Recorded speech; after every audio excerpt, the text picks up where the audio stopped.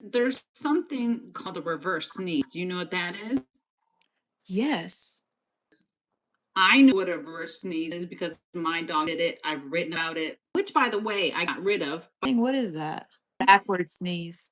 They haven't determined the cause. They want to check for like mites and nasal polyps and things like that when your dog starts doing that to make sure that that's not the reason that's causing your dog to do that in the first place. But like I said, for my dog, he didn't have any of that going on. Just coincidentally, as my life got more and more non-toxic, in our household with the products that I was using personally myself or around the house, and then the more I started doing stuff with him, he just stopped doing it. I think before he passed, he did it maybe once a year.